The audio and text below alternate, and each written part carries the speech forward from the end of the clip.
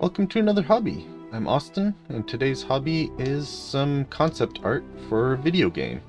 Right now I'm just trying to go back to that style of video where I talk over top of a time-lapse and sort of describe my process after the fact rather than while I'm doing it, and seeing how that turns out.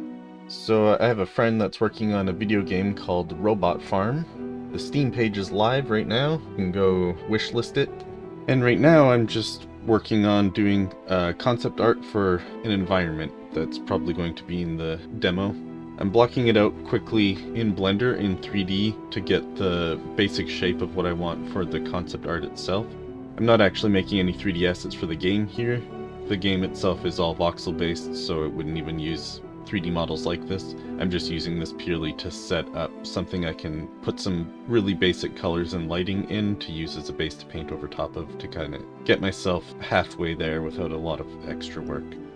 The environment I'm trying to make is a cave that has some holes in the ceiling letting in light, shaft going down the center with pathways ringing around it, and then later I'm going to add in some vines with some fantastical bulbs growing off of the vines that glow and cast some light so that there can be lighting in some of the darker parts of the cave. And here I've got the screenshot of the 3D model brought into Clip Studio, and I'm starting to actually paint over top of it. I'm mostly just smoothing out a lot of the harsh edges, harsh lines that came from the really rough 3D model that I did, and trying to kind of make things have a little bit more of a natural feel, adding in some extra shadows and texture to the ground, adding in that ramp on the one side, extending the image to the top where I didn't have it go quite so high in the 3D model. And from here on I'm going to do a lot of color picking of the light and shadow that I got from that 3D model for any parts where I want to add new things,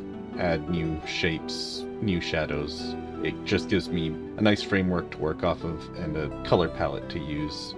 So for some context, it's important for these kinds of concepts for me to know what kind of game this is going to be and what kind of tone I'm aiming for, even though the concept that I'm going to be drawing won't look much like the final game because the game is fairly highly stylized, voxel based. I'm not going to draw the voxels in because that would take forever. I'm mostly going for a general look and feel tonally and broadly so that the concept I'm doing is more something to emulate while enacting that style rather than a representation of how that style will look in the final game, if that makes any sense. The game itself is top-down voxel-based JRPG with farming and crafting and collecting robots, sort of, I don't want to say in like a Pokemon kind of way, but you recruit robots to fight for you, set in a kind of far future post-apocalypse where the world is sort of being rebuilt and you're part of it. If you can't tell, I'm definitely not the marketing person for this, so I would suggest going to the Steam page to get a better idea of what to expect from the game itself.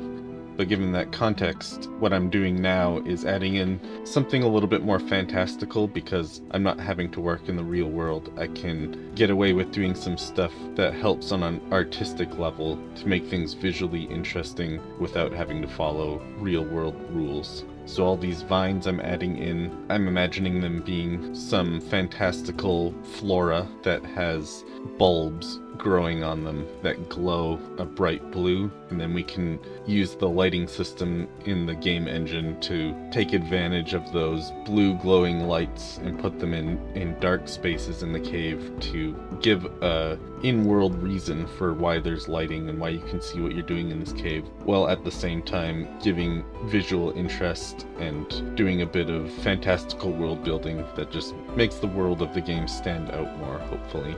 And I don't want to take 100% of the credit for this because I was given some direction on what the developer wanted for this environment. They did want something fantastical, and they mentioned something like maybe glowing crystals in the cave. I ended up taking it this other direction after talking to them about it, just so that it wouldn't be another JRPG cave with glowing crystals, just something that is a little bit different from what people might expect from this kind of genre and game.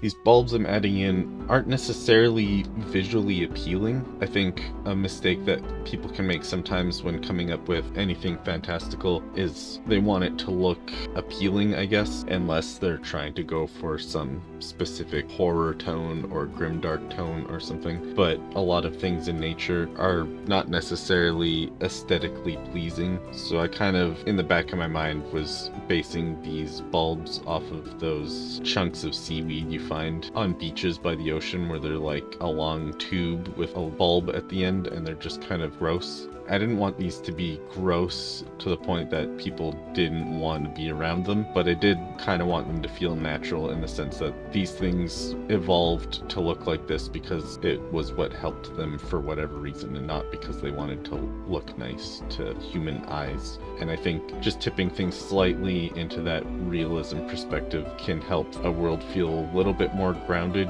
even if you're not looking for a tone that is necessarily realistic and grounded and you want it to be fantastical.